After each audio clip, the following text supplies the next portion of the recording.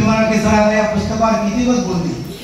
प्रश्न असा तुमच्या समोर आहे, किती बोलावं हे तुम्हाला माहिती आहे, पण तुम्हाला असं वाटतं की दोन चांगले भाष्यकार बोलले, उद्घाटक, प्रकाशक, असं वाटलं की तुपे सर एवढं बोलणार नाही, पण अतिशय सुंदर समीक्षणात्मक एक साहित्यिक आज सरांचा जागृत झाला, याचा मला अतिशय आनंद आहे की सरांनी संधी घेतला आहे.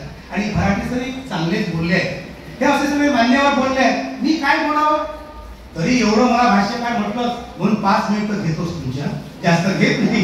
कमीत कमी एक तुम्हाला ग्रंथाची तोंड ओळख, म्हणजे एक जे आपले जे लेखक आहेत, हा यांचा 4था समीक्षा ग्रंथ आहे. आतापर्यंत त्यांचे 4 समीक्षा ग्रंथ प्रकाशित झाले आहेत. अतिशय सुंदर असे प्रकाशित ग्रंथ मराठी सरांनी त्यांची नावं सांगितली आहेत. त्यांचा आयडेंटिटीचे ब्रँडेड युद्ध, युद्ध पक्षी, नेहमी ते साहित्य क्षेत्रात युद्धच करतात. म्हणजे जर लिहायला लागलं तर साधं लिहित नाही, सरळ स्पष्टपणे एक जाणीवाचा भेद घेणारे व्यक्तिमत्व, एक लेखक, समीक्षक, विचारवंत, एवढंच नाही तर एक चांगलं ह्या अभ्यास मंडळातील एक चांगला जिज्ञासू सदस्य आज अशोक इंगळे यांचं नाव आहे.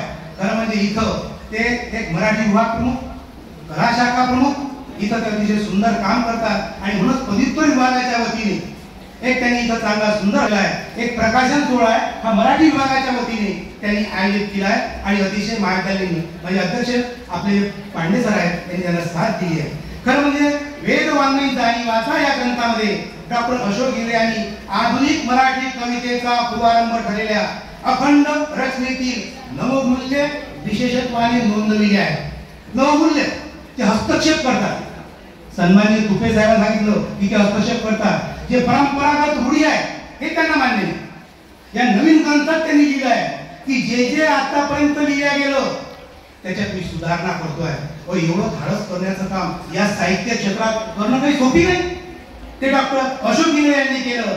तसेच या ग्रंथामध्ये आंबेडकर कवितेतील बौद्ध प्रतिमा सृष्टीचा त्यांनी आशय संवेदन मांडण्याचा अतिशय सुंदर प्रयत्न केला आहे. कसा तो प्रयत्न केलाय डॉक्टर मराठे सरांनी तुम्हाला सविस्तर सांगलाय, म्हणून मी ते घेणार नाही. सुरेखा भगत, श्रीकृष्ण राऊत, उत्तम कांबळे, अशोक कळेकर, श्रीकांत देशमुख, प्रशांत हरदार हे उत्कृष्ट कवी आहेत. नवदत्तरी काव्यातील उत्कृष्ट कवी, त्यांच्या काव्य संघाचा संक्षेपाने अतिशय सुंदर विश्लेषणात्मक पद्धतीने त्यांनी भाष्य केलं आहे आणि त्याच्यात त्यांनी नोंदवलं आहे. एक कळवही मी त्यातलं तुम्हाला सांगणार नाही, पण हे उत्कृष्ट कवी आहे. आणि त्या कवितेच्या कवींवर यांनी अतिशय सुंदर अशी समीक्षा केली.